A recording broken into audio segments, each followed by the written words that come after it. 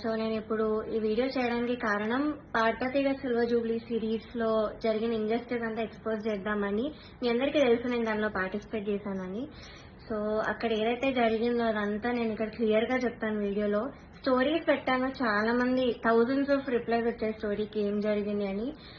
So దీనిలో అంతా నేను క్లియర్‌గా ఎక్స్‌ప్లెయిన్ చేస్తాను. మిస్ అవ్వకుండా లాస్ట్ వరకు ఈ వీడియోని చూడండి.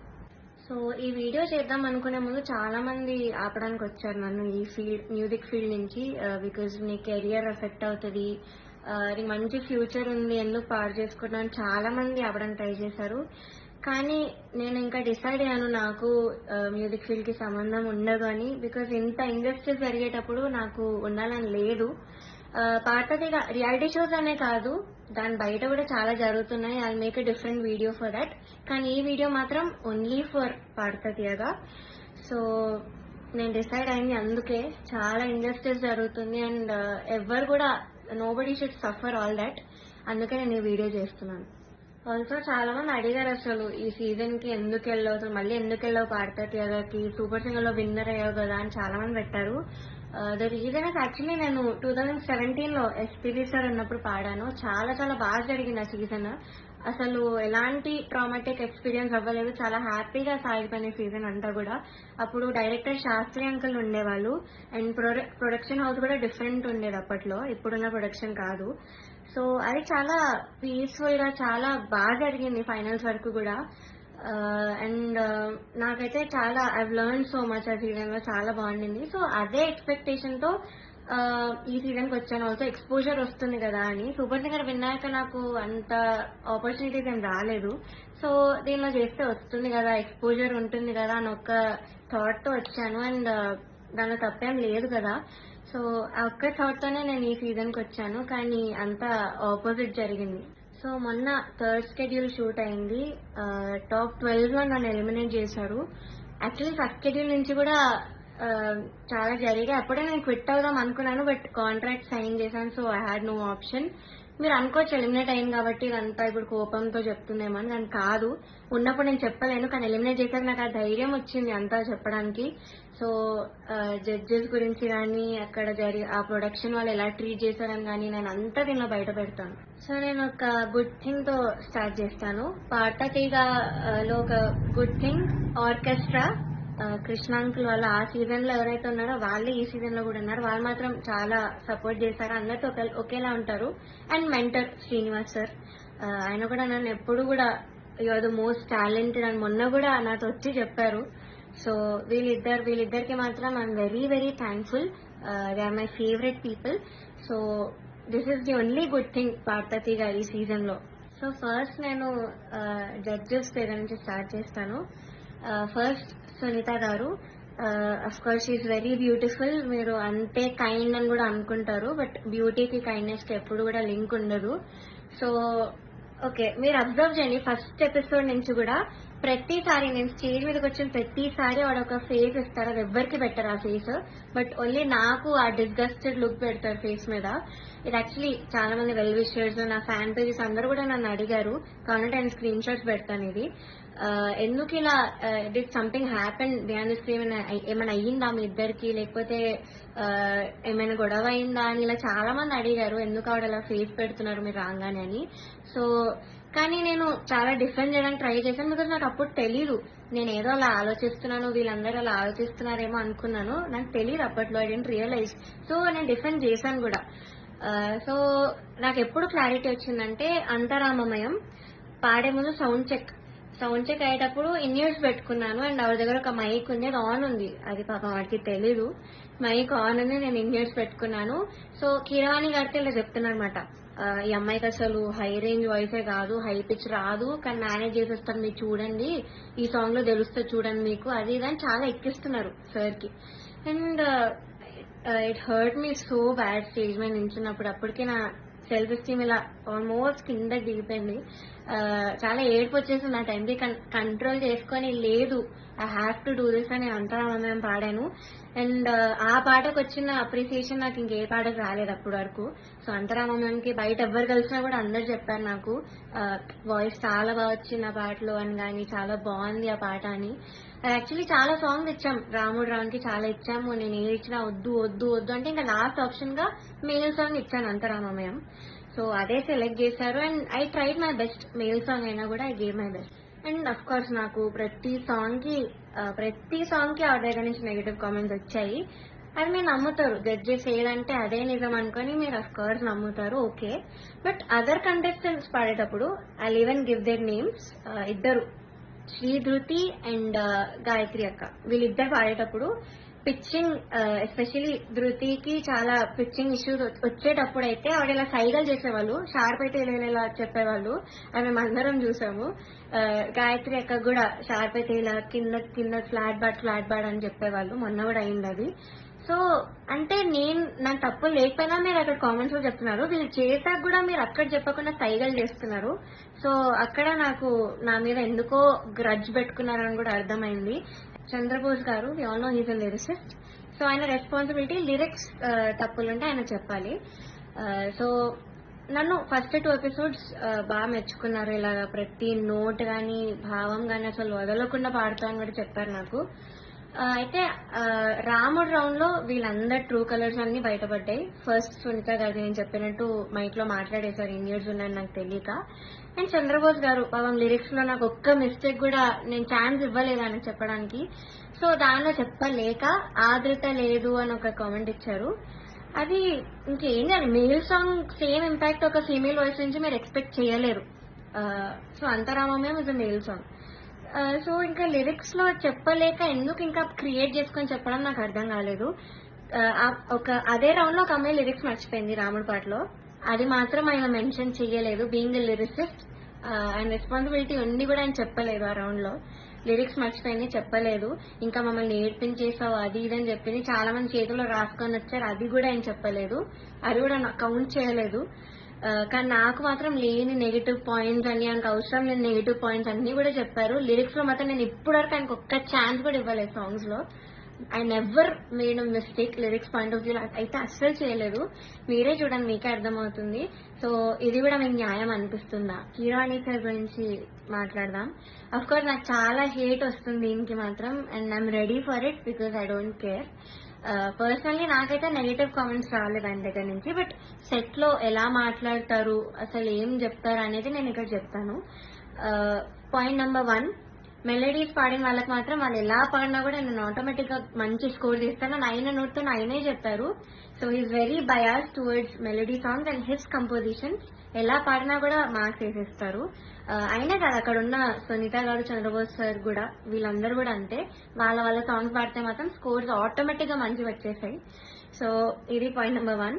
Point number 2 is very very hurtful to me personally because నేను ఎలిమినేట్ అయ్యే ఎపిసోడ్ లోనే ఏదో విషయంలో నన్ను చూస్తూ చెప్పారు ఇది కూడా.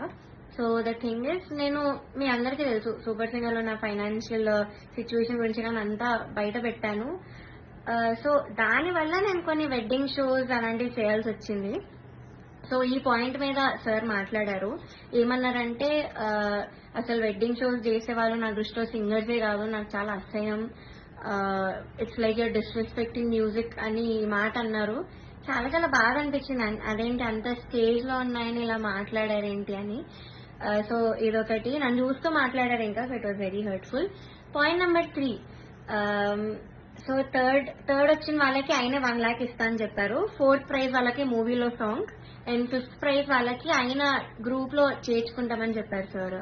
సో ఇది ఎలా చెప్పారంటే, 5th ప్రైజ్ వచ్చిన వాళ్ళకి నా దగ్గరకి కొంతమంది రోజు వచ్చి చాకరీ చేస్తూ ఉంటారు, వాళ్ళ ట్రూప్ లో జాయిన్ చేసుకుంటా అని చెప్పారు. ఇలా చాకరీ అనే వర్డ్ వాడారు. అంటే ఇది డిస్రెస్పెక్ట్ఫుల్ కాదా? So this was very very bad. అంటే అలా అనకూడదు, సింగర్స్ ఇలా చాకరీ చేసిపోతారు, నన్ను మిమ్మల్ని కూడా జాయిన్ చేసుకుంటారని ఇలా అన్నారు. సో మీకు ఎలా అనిపిస్తుందో ఇంకా మీరు ఆలోచించండి ఒకసారి. డైరెక్టర్ జ్ఞాపిక ప్రొడక్షన్స్ వాళ్ళ అనిల్ గారు అండ్ హిజ్ వైఫ్, వీళ్ళే మెయిన్ అక్కడ అంతా కంట్రోల్ చేసేది, అంతా వెనకాలంతా చేసేది వీళ్ళే. సో ఫస్ట్ పాయింట్ వచ్చేసి సాంగ్ సెలెక్షన్. ఫస్ట్ నేను మీకు చెప్పినట్టు జడ్జెస్ అక్కడ బయాస్డ్. సో కిరాణి సార్ ఏమో మెలడీస్ వాడితే వేసేయడం, ఆయన కంపోజిషన్స్ వాడితే వేసేయడం, చంద్రబోస్ సార్ కూడా అంతే, సునీత గారు కూడా అంతే సేమ్. సో ఇలా తెలిసేసరికి ఒక కంటెస్టెంట్ కి మాత్రం ఓన్లీ వాళ్ళ సాంగ్ ఇచ్చారు, మోస్ట్లీ వాళ్ళ సాంగ్ ఇచ్చారు ప్రతి రౌండ్ లో. ఇంకో కంటెస్టెంట్ కి ఏమో నీకేం వచ్చో చెప్పు ఆ సాంగ్ ఇచ్చేస్తామని చెప్పి ఇలా ఇచ్చారు ఒక కంటెస్టెంట్ కి. సెకండ్ పాయింట్, ఆ కంటెస్టెంట్ ఒక రోజు రాలేదు అనేసరికి అంతా షఫుల్ చేసేసి ఎపిసోడ్స్ అని ఏదో చేశారు. అండ్ అలాంటప్పుడు ఇంకెందుకు ఆడిషన్స్ పెట్టి అందరినీ తీసుకొని, ఎందుకు అసలు పార్వతి అంతమందిని తీసుకొని ఒక్క అమ్మాయితో చేయొచ్చు కదా సిల్వర్ జూబ్లీ సిరీస్ అని. సో అదొకటి. థర్డ్ పాయింట్ వచ్చేసి ఫ్యూచర్ లో ఒక ఎలిమినేషన్ జరుగుతుంది నాకంటే ముందు, అని నేను చూస్తాను ముందు ఎపిసోడ్స్ లో. అయితే ఇది చాలా కామెడీగా అంటుంది మీకు, మీరు నమ్మలేరు కూడా. ఇద్దరిని తీశారు, ఒక అమ్మాయిని ఒక అబ్బాయిని. అయితే కరెక్ట్ షూట్ ఇంకో 2 days లో ఉండనగా వాళ్ళకి సాంగ్స్ మార్చేశారు, ఆ ఇద్దరికే సాంగ్స్ మార్చారు with a very funny reason. కిరాణి సార్ కి రాగం నచ్చదు అని, శివరంజని అనే రాగం నచ్చదు అని వీళ్ళిద్దరిని తీస్తారు. కామెడీ ఏంటంటే అదే రాగంతో ముందు స్కెడ్యూల్ ఒక అబ్బాయి పాడాడు, అబ్బాయికి బాగానే మార్క్స్ వచ్చాయి. అదే స్కెడ్యూల్ లో ఇంకొక అబ్బాయి కూడా పాడాడు, అబ్బాయి కూడా బాగానే మెచ్చుకున్నారు, మంచి కామెంట్స్ వచ్చి అన్ని వచ్చాయి. బట్ వీళ్ళిద్దరికి మాత్రమే సాంగ్స్ మార్చేశారు. అయినా కూడా దీస్ టూ పాపం ఆ టైంకి నేర్చుకొని I think they did very well మార్చినా కూడా. కానీ వాళ్ళనే ఎలిమినేట్ చేశారు యాజ్ ఎక్స్పెక్ట్. నేను అప్పుడు అనుకున్నా యాక్చువల్లీ సాంగ్ ఇలా మార్చేసి అంటే ఏదేదో చేస్తున్నారో, నేను అప్పుడు అనుకున్నా వీళ్ళిద్దరిని తీసే ఛాన్స్ ఉంది అని. And the thing is కిరాణి sir రాగం నచ్చకపోతే మరి ఎందుకు చేశారో తెలీదు. అంతర్యామి అనే పాట అదే రాగంలో చేశారు. బట్ ఏమో ఆ ఫన్నీ రీజన్స్ అయితే వీళ్ళిద్దరు సాంగ్ అయితే తీసేశారు కరెక్ట్ ఎలిమినేట్ చేసే ముందు. అండ్ నౌ నేను ఎందుకు అంత మెంటలీ ఎఫెక్ట్ అయ్యాను అని ఇప్పుడు చెప్తాను. ఫస్ట్ థింగ్, నేను చెప్పినట్లు డిస్క్రిమినేషన్ అది, ఇంకా జడ్జెస్ యొక్క డిస్గస్టెడ్ లుక్ తో నన్ను చూడడం, ఎప్పుడు ఒక చీడ పురుగును చూసినట్టు చూడడం. They treated me like I'm worthless. So అలా ట్రీట్ చేశారు, జోక్స్ వేశారు వాళ్ళు కూడా నా బాడీ మీద. ఇవన్నీ నాకు ఆడియన్స్ ద్వారా తెలిసి వాళ్ళకి వినిపిస్తుంది కాబట్టి వాళ్ళు పక్కనే ఉంటారు. సో నేనైతే అస్సలు ఎక్స్పెక్ట్ చేయలేదు, ఇలాంటి జడ్జెస్ దగ్గర నుంచి అయితే అస్సలు ఎక్స్పెక్ట్ చేయలేదు. అంటే నేను ఇన్ని షోస్ చేశాను, తమిళ్లో పాడాను, అన్నిట్లో పాడాను, ఎప్పుడు కూడా ఇలాంటి ఎక్స్పీరియన్స్ ఒక జడ్జెస్ నుంచి అయితే నాకు ఎప్పుడూ లేదు. శ్వేతమోహన్ గారు ఇప్పటికి కూడా మాట్లాడతారు, నన్ను ఏంజల్ అంటారు, the sweetest, the most talented అంటారు. అలాంటిది ఇక్కడ వీళ్ళే నన్ను ఇలా ట్రీట్ చేస్తున్నారు, ఇలాంటి మాటలు అంటున్నారు అని చాలా చాలా బాధ అనిపించింది. అండ్ సెకండ్ థింగ్, ప్రొడక్షన్ వాళ్ళు ఎస్పెషల్లీ అవుట్ఫిట్స్ విషయంలో మమ్మల్ని బొడ్డు కిందకి కట్టుకో, సారీస్ ఇచ్చి కిందకి కట్టుకో, ఇలా ఎక్స్పోజింగ్ చేయన్న వేలో చెప్పారు. చాలాసార్లు తిప్పేవాళ్ళు నన్ను ఎస్పెషల్లీ కరెక్ట్ పాడే ముందు. అంటే ఎగ్జాస్ట్ అయిపోయాను ఆ టైంకి, అయినా కూడా ఐ గేవ్ మై బెస్ట్, అది వేరే విషయం. అండ్ ఇలా బాడీ షేమింగ్, ఆ కాస్ట్యూమ్ డిజైన్ అయితే నా ఫేస్ మీద అన్నాడు, ఇలాంటి బాడీకి నేను ఇంకేం ఇవ్వగలను అన్న మాట అన్నాడు. ఏమో ఐ వాజ్ వెరీ వెరీ చాలా చాలా ఎఫెక్ట్ అయినాను మెంటలీ ఈ విషయంతో మాత్రం. సెల్ఫ్ ఎస్టీమ్ కానీ కాన్ఫిడెన్స్ కానీ అంతా లేకుండా పోయింది వీళ్ళనే మాటల వల్ల. అండ్ మీరు ఒకటి గమనించుంటే ఎస్పీబీ సార్ ఉన్నప్పుడు మాత్రం ఇలాంటి కుళ్ళు జోక్లు, కామెడీలు, డాన్సులు చేయడం మాత్రం ఎప్పుడూ కూడా లేదు. మీరు ఒక్కసారి అన్ని సీజన్స్ రివైండ్ చేసుకొని చూడండి, నా సీజనే చూడండి 2017లో. కానీ ఎప్పుడైతే జ్ఞాపిక ప్రొడక్షన్ అనేది వచ్చిందో అప్పటి నుంచి ఇవన్నీ స్టార్ట్ అయ్యాయి. So they the main reason ఈ పార్వతిగా ఇలా అయిపోవడానికి కారణం వాళ్ళే. మమ్మల్ని ఇలా డాన్స్లు వేయమని, అదేవో కుళ్ళు జోకులు చెప్పమని. మీరు ముందు చూస్తారు, ఇప్పుడు ఎర్రని కొరదని గోపాలలో నేను చాలా డాన్స్ చేశాను, నెక్స్ట్ వచ్చే ఎపిసోడ్ లో కూడా డాన్స్ చేశాను, because I was forced to dance. So చేశాను, నేను ఇప్పటివరకు అయితే అంత డాన్స్ ఎప్పుడు చేయలేదు రియాలిటీ షోలో, కానీ చేశాను, మీరే చూస్తారు.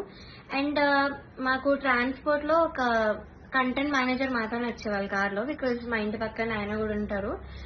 సో సేమ్ వెహికల్ అయ్యేది. అండ్ ఆయన ఏం చెప్పేవాళ్ళంటే పర్ఫార్మెన్స్ చాలా ఇంపార్టెంట్, మీరు డల్ అప్పట్లో కాదు, మీరు అలా నించొని మాడితే ఎవరు చూడరు, అది ఇది అని ఆయన అన్నారు. And one more thing is, Janaki అమ్మ రౌండ్ జరిగింది. మీ అందరికీ తెలుసు నాకు జానకి అమ్మకున్న బాండింగ్, నా పోస్ట్ కూడా ఉంటుంది అక్కడ ఇన్స్టాగ్రామ్ లో. సో అన్ని ఫొటోస్ ఉన్నాయి నా దగ్గర, ఆమెతో అంత ఎక్స్పీరియన్స్ ఉంది అమ్మమ్మతో, చాలా స్వీట్ మెమరీస్ ఉన్నాయి. అవన్నీ నేను చెప్దాం అనుకున్నా కూడా నేను చెప్పనివ్వలేదు స్టేజ్ మీద. అండ్ నా ఫొటోస్, అంకుల్ ఇలా ఫొటోస్ వేస్తారా, సో నేను ఎక్స్పీరియన్స్ అంతా చెప్తాను, నాకు అమ్మమ్మ గురించి నేను మంచిగా చెప్దాం అనుకున్నాను అంటే కూడా నన్ను ఒప్పుకోలేదు. వేరే కండిషన్ అందరూ ఫీల్ అవుతారమ్మా అది ఇదని చెప్పి నన్ను ఆపేశారు. బట్ కె రాఘవేంద్రరావు గారి ఎపిసోడ్ అయింది మొన్న స్కెడ్యూల్లో. అండ్ ధృతి is very very close to him, అక్కడ ఉన్న అందరితో క్లోజ్, జడ్జెస్ తో కూడా ఆఫ్ కోర్స్. సో అయిన ఫొటోస్, తన ఫొటోస్ మాత్రం వేశారు అండ్ తనతో చెప్పించారు. నేను చేస్తే మాత్రం వద్దని, తను చేస్తే మాత్రం మంచిగా చూపించారు, అంత హైప్ చేశారు. ఇది మీకు న్యాయం అనిపిస్తుందా మీరే చెప్పండి. నౌ థర్డ్ ఫైనల్ స్కెడ్యూల్, అంటే నేను ఎలిమినేట్ అయిన స్కెడ్యూల్ అయితే 4 రౌండ్స్ ఇచ్చారు, 6 గా డివైడ్ చేశారు. కామెడీ ఏంటంటే కొంతమంది క్లాసికల్ రౌండ్, కొంతమంది కాలేజ్ రౌండ్ అంట, ఒక చెత్త రౌండ్ ఒకటి పెట్టారు. దానిలో చెత్త పాసిబుల్ సాంగ్స్ అన్ని ఇచ్చారు, అంటే సింపుల్ గా పాడి పడేసేవి. దానికి క్లాసికల్ రౌండ్ కి మార్క్స్ కి కంపేర్ చేశారు. ఇది ఒక కామెడీ విషయం ఈ స్కెడ్యూల్లో. మీ అందరికి తెలియాలి కాబట్టి చెప్తున్నాను అంత క్లియర్ గా. సో ఇది జరిగింది. ఓకే, నేను ఎన్నో రాత్రులు వస్తాయి పాడాను డ్యూయట్ రౌండ్ లో, which is Ilaiyaraaja sir and SPB sir round మాట. వాళ్ళ బర్త్డేస్ వస్తున్నాయి కాబట్టి ఈ రౌండ్ ఇచ్చారు. డ్యూయట్ రౌండ్ వేరే ఒక అన్నతో పాడాను. అయితే ఇదైతే I did very very well, especially orchestra నుంచి చాలా అప్లోజ్ వచ్చింది ఈ పాటకి. నా హై నోట్స్ మీద ఎక్కువ మెచ్చుకున్నాను, చాలా బాగా వచ్చింది, వాయిస్ లో చాలా బాగుండింది, చాలా హాయిగా ఉండింది. మా ఇంట్లో ఆ రోజు వింటుండే సిస్టమ్ లో చెప్పారు ఆ రోజు స్టేజ్ మీద. నాకైతే పక్కకు పిలిచి కూడా చాలా మంది చెప్పారు. కానీ సునీత గారు ఆఫ్ కోర్స్ మళ్ళీ అదే కామెంట్, నీకు రేంజ్ లేదు, నీకు హై నోట్స్ రావు, నీకు స్కేల్ ఎక్కువ అయిపోయింది, యూ ఆల్వేస్ స్ట్రగుల్, మనం దీని మీద మాట్లాడుకోవాలి అని చెప్పారు. I don't think so, because నేను ఎన్ని షోస్ చేశాను, ఎందుకు మన ఎస్పీబీ సరే నన్ను మెచ్చుకున్నారు అప్పుడు పడుతుంది కదా నా హెడ్ వాయిస్ గురించి. అండ్ మన సూపర్ సింగర్ లో శ్వేతా మోహన్ గారు అన్ని లాంగ్వేజెస్ లో పాడారు ఆవిడ, సుజాత మోహన్ గారు అన్ని లాంగ్వేజెస్ లో పాడారు, ఆవిడ నన్ను మెచ్చుకున్నారు. ఇలాగా నీది బేస్ రేంజ్ వాయిస్ అయినా కూడా నువ్వు ఎంత బాగా పాడుతున్నా, అసలు తెలియకుండా ఎంత బాగా పాడుతున్నా, ఎంత క్లీన్ గా వినిపిస్తున్నా హై నోట్స్ అన్ని కూడా చెప్పారు. తమన్ సార్ కూడా మెచ్చుకున్నాను నన్ను ఈ విషయంలో. కానీ సునీత గారు మాత్రం అదే పాయింట్ మీద చెప్తారు ఎప్పుడు కూడా. సో ఇలా జరిగింది. అండ్ సారేగామే లాస్ట్ నేను ఎలిమినేట్ అయిన రౌండ్ పాడింది సారేగామే. I think that was the best performance. నా కెరియర్ లో కూడా నేను ఇప్పటి వరకు నాకు తెలిసి అంతలా పర్ఫార్మ్ చేయలేదు. వస్తుంది మీరే చూస్తాను నేను ఎలా పాడాను సారేగామే. ఇంకా నాకున్న కోపం అంతా కూడా ఆ సింగింగ్ లో నేను చూపించాను ఆ రోజు. మేడ్ సో మెనీ ఇంప్రూవైజేషన్స్ అప్పటికప్పుడు చేసి పాడాను నేను కొన్ని స్టేజ్ మీద సారేగామేలో. అండ్ ఆ రోజు టాప్ 1 వచ్చిన అమ్మాయి, ఆ అమ్మాయి చంద్రబోస్ గారు పాట పాడింది ఆ కాలేజ్ రౌండ్ లో. సో ఆ పాటలో ఏదేదో ఇంప్రూవైజేషన్స్ చేసింది, అది అవుట్ ఆఫ్ పిచ్చింగ్ ఉండే మోస్ట్ ఆఫ్ దమ్. అది లాస్ట్ లో లిరిక్స్ మర్చిపోయి నానా అని పాడింది. అది ఆయన కామెంట్స్ లో చెప్పకుండా అంతా అయిపోయాక అందరు క్లాప్స్ కొడుతుంటే పక్కన అనిల్ సార్ తో లిరిక్స్ మర్చిపోయింది అని అన్నాడు. నేను విన్నా, నేను అక్కడ అన్నా. అంటే బయటకు చెప్తున్నారు కాబట్టి, కానీ కామెంట్స్ లో చెప్పట్లేదు, ఆ మార్క్స్ లో కూడా ఆయన చూపించట్లేదు. How great is that. ఇంకొక అబ్బాయి అయితే లిరిక్స్ మార్చేసి ఏదేదో పాడాడు, కామెడీ పాట చేస్తారు, అది కిరాణి సార్ పాటే, అది కూడా అది లిరిక్స్ మార్చేసి ఏదో కామెడీ లిరిక్స్ యాడ్ చేసి పాడేశాడు ఎమోషనల్ సాంగ్. అయినా ఆయన స్టేజ్ మీదకి వచ్చేసి ఆ పాట కోరస్ పాడేసి, ఆయన పాట అంటే అంత ఎక్సైట్మెంట్ వచ్చేస్తుంది ఆయనకి. సో ఆటోమేటిక్ గా స్కోర్స్ కూడా అలానే పడిపోతాయి సేమ్ ఎక్సైట్మెంట్ తో. సో ఇది జరిగింది కరెక్ట్ ఎలిమినేషన్ ముందు అదే రౌండ్ లో. ఇంకా ఎలిమినేషన్ రౌండ్ వచ్చేసరికి ఫస్ట్ చంద్రబోస్ గారు లేచి వెళ్తారు. నాకు పని ఉంది, హ్యావ్ టు గో, అది నిజమో కాదో ఎవరికి తెలీదు, బట్ హీ లెఫ్ట్. మంచిగా హ్యాపీగా వెళ్ళిపోయారు ఆయన. కరెక్ట్ 5-6 ఉన్నప్పుడు కిరాణి సార్ ఈయన కూడా లేచి వెళ్ళిపోయారు. హీ వాజ్ లైక్ నాకు ఈ టెన్షన్ నా వల్ల కాదు, నాకు ఇంకేం సంబంధం లేదని లేచి వెళ్ళిపోయారు. బికాస్ ఆయన మనస్సాక్షికి తెలుసు అక్కడ. సో లేచి వెళ్తారు. కానీ సునీత గారు మాత్రం అఫ్ కోర్స్ నా మీద అంత గ్రజ్ ఉన్నప్పుడు నేను ఎలిమినేట్ అవ్వడం చూడాలి కదా. సో ఆవిడ మాత్రం అలానే కూర్చున్నారు, ఎంత ఒక ఈవిల్ స్మైల్ తో ఫేస్ మీద. I still remember that face, నా మైండ్ లో తిరుగుతుంది అది. నేను మాత్రం ఏడుపు కంట్రోల్ చేసుకుంటున్నా, కంట్రోలింగ్ లేదు. ఐ షుడెంట్ క్రై, నన్ను ఇంత టార్చర్ పెట్టారు, నేను ధైర్యంగా బయట పెట్టాలి, దానికి నేను ఏడవకూడదు, నేను మంచిగా ఎలిమినేట్ అవ్వాలి హ్యాపీగా అనుకున్నాను. సో నేను మాత్రం మంచి స్మైల్ పెట్టుకొని నించున్నా. అయితే లాస్ట్ ముగ్గురు ఉన్నాం లాస్ట్ కి. ఒకరు సేవ్ అయ్యారు, నేను ఇంకా ఇంకొక అన్న ఎలిమినేట్ అవుతాం, ఇద్దరం ఎలిమినేట్ అయ్యాము. అయ్యాక నాకు కొంచెం ఐ గాట్ ఎమోషనల్ గా, అయినా కంట్రోల్ చేసుకుని వెంటనే ఐ గేవ్ స్మైల్. అయితే my mother she saw all of these కదా, సో ముందు నుంచి తట్టుకుంటూ వస్తున్నాం, ఇంకా తన వల్ల కాలేదు. సో మా మదర్ స్టేజ్ మీదకి వచ్చి నన్ను తీసుకెళ్ళిపోవడానికి ట్రై చేశారు అక్కడి నుంచి, ఆ ట్రాఫీ ఇవేం తీసుకోకు, వద్దు వెళ్ళిపోదామని. సో అదే ఎమోషనల్ మైండ్ సెట్ తో సునీత గారి దగ్గరికి వెళ్ళి ఎందుకు ఇంత అన్యాయం చేశారు నేను ఇలానే అనింది మా మదర్. బట్ సునీత గారు ఆవిడ రిప్లై మాత్రం, నువ్వు వెళ్ళి ఇక్కడ ముందు ఇక్కడి నుంచి దయచేయి అనింది. ముందు ఇక్కడి నుంచి బయటకు వెళ్ళిపో అన్న వేలో ఆవిడ మాట్లాడారు, ఇలానే నువ్వు అన్నారు. Which was very very cheap. అసలు ఎవరు ఎక్స్పెక్ట్ చేయరు అలాంటి జడ్జ్ నుంచి ఇలాంటి మాటలు వస్తాయని. నేను కూడా ఎలిమినేట్ అయిన షోస్ కూడా ఉన్నాయి. నేను తమిళ్లో బాగా ఎలిమినేట్ అయ్యాను టాప్ 5 లో. హాఫ్ మార్క్స్ లో ఎలిమినేట్ అయ్యాను అది కూడా. అప్పుడు మేమేమి ఇలా ఎమోషనల్ అయితే ఏం చేయలేదు. బికాస్ ఆ జడ్జెస్ అంత బాగా మాట్లాడారు కాబట్టి మాతో. చిత్రామ్మ ఎంత బాగా మాట్లాడతారు, ఇప్పుడు కూడా ఎంత బాగా ట్రీట్ చేస్తారు ఆవిడ కాల్ చేసి కూడా మాట్లాడాను నేను ఎలిమినేట్ అయ్యాక. మమ్మీతో మాట్లాడారు, మనో సార్ కాల్ చేశారు, మాల్గుడి సుబ్బమ్మ మాట్లాడారు. అలా మాట్లాడతారు కానీ నువ్వు ఇక్కడి నుంచి వెళ్ళిపో, దయచేయి ఇక్కడి నుంచి దయచేయి అని అలా చెప్పారు ఆవిడ. అలాంటి వాళ్ళని మీరు ఇక్కడ ఎంత హైప్ చేసి పైన పెడతారో ఐ డోంట్ అండర్స్టాండ్ వై. ఇప్పటికైనా మీకు అర్థం కావాలి వాళ్ళ గురించి. కానీ ఎందుకో మీ మైండ్ సెట్ కి ఎక్కదు. నాకు డౌటే, నేను చెప్పేది కూడా మీకు ఎక్కుతుందో లేదో. కానీ నేనైతే అంత ధైర్యంగా బయట పెట్టాను.